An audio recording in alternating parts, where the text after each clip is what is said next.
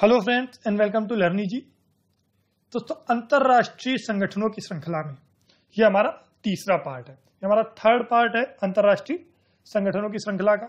और इसके पहले जो हमने दो पार्ट्स कंप्लीट किए हैं उनमें से पहले पार्ट में हमने चर्चा की थी यूएनओ की चर्चा हमने की थी।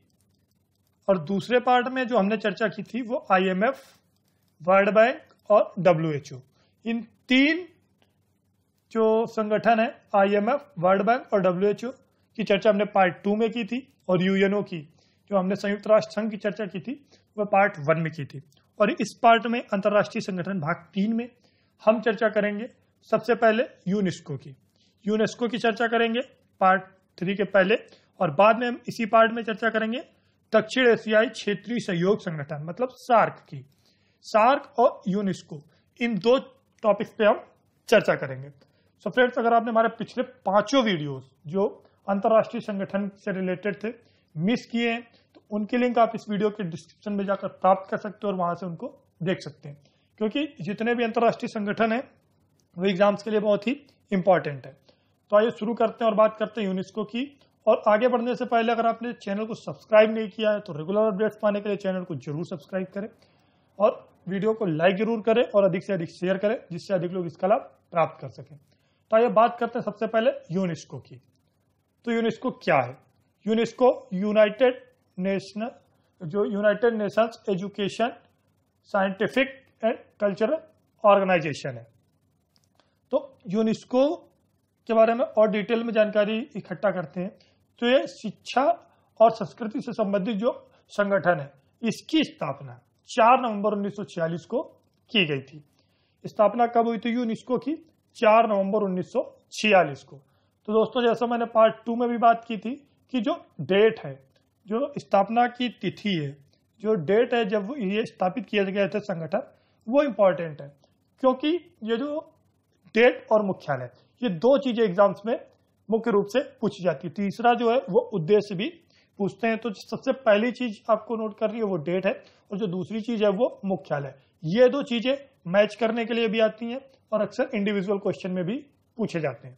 तो यूनेस्को की जो स्थापना हुई थी वह 4 नवंबर 1946 को की गई थी। जो स्थापित किया गया था यूनेस्को, तो जो यूनेस्को है इसका उद्देश्य राष्ट्रों में जो शिक्षा, विज्ञान और संस्कृति, इन सबके सहयोग को परस्पर आगे बढ़ाना था। मतलब जो देश हैं विश्व में उनके मध्य शिक्षा, विज्ञान और संस्कृति, इन क्षेत्रों में जो है हमारा जो सहयोग है वो परस्पर आगे बढ़े। तो इनके सहयोगों के लिए, मतलब परस्पर राष्ट्रों में शिक्षा, विज्ञान और संस्कृति के सहयोग को बढ़ाने के लिए यूनेस्को की स्थापना की गई थी।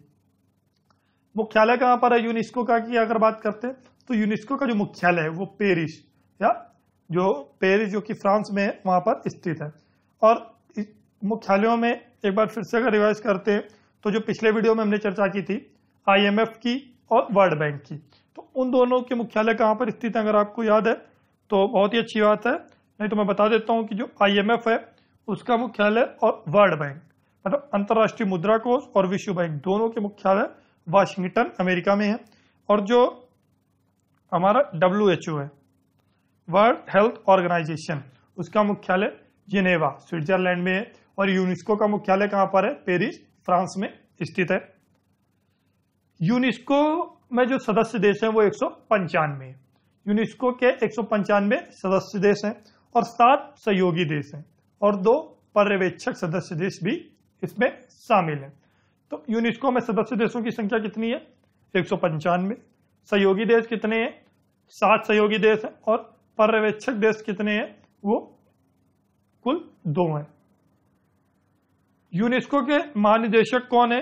तो यूनेस्को के महानिदेशक एक जापानी राजनयिक हैं और जिनका नाम कोइचिरो मत्सुरा है।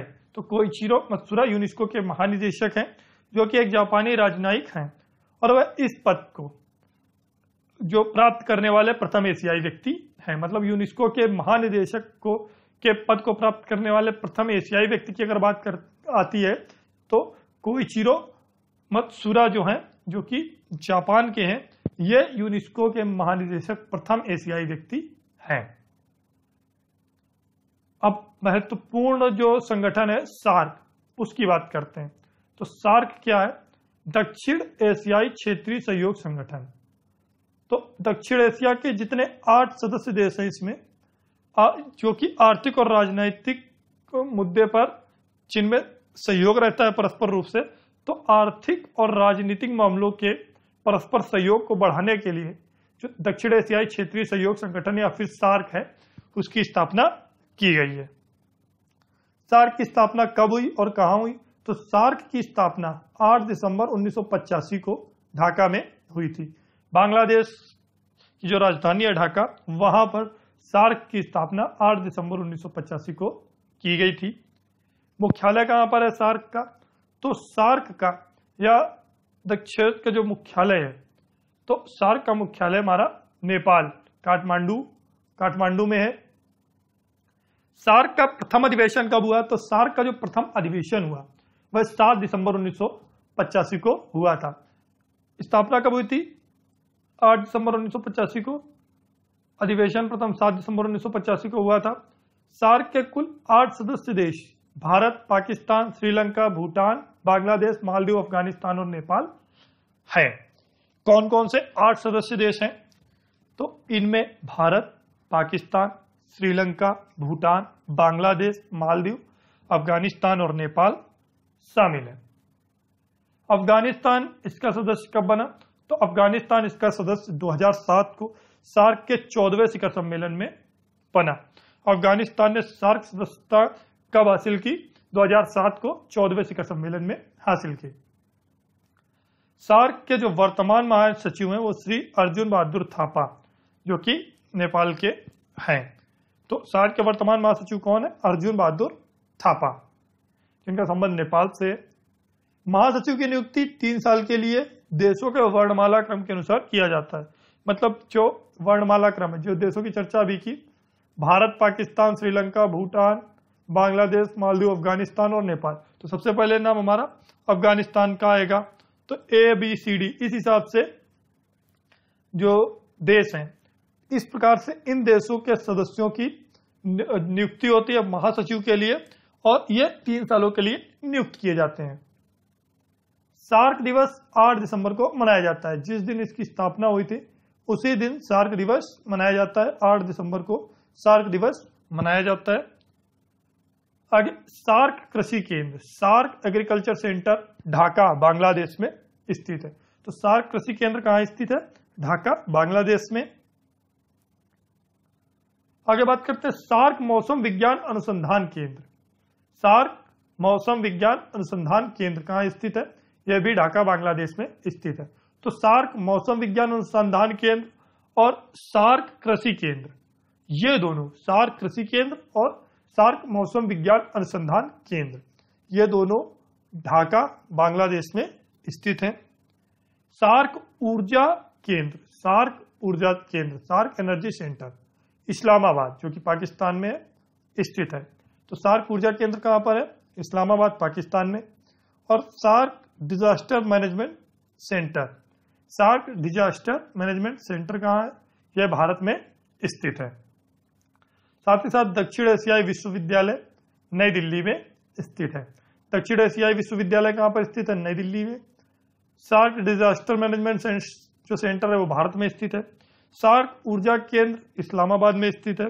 सार्क मौसम विज्ञान अनुसंधान केंद्र ढाका बांग्लादेश में है।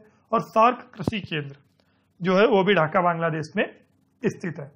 सो फ्रेंड्स, इस वीडियो में हमने 2 महत्वपूर्ण संगठनों की चर्चा की, यूनिसेफ और सार्क। अगले वीडियो में पार्ट 4 में हम चर्चा करेंगे अन्य महत्वपूर्ण अंतर्राष्ट्रीय संगठनों की, जैसे अंतर्राष्ट्रीय श्रम संगठन और अन्य। सो फ्रेंड्स, इस वीडियो को देखने के लिए धन्यवाद। वीडियो को लाइक करें और अधिक से अधिक शेयर करें, जिससे अधिक लोग इसका लाभ प्राप्त कर सकें। रेगुलर अपडेट्स के लिए चैनल को सब्सक्राइब करें। फेसबुक की लिंक आप वीडियो के डिस्क्रिप्शन में जाकर प्राप्त कर सकते हैं।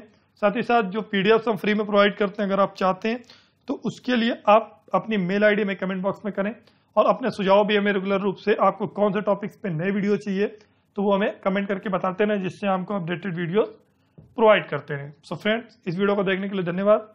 Thank you.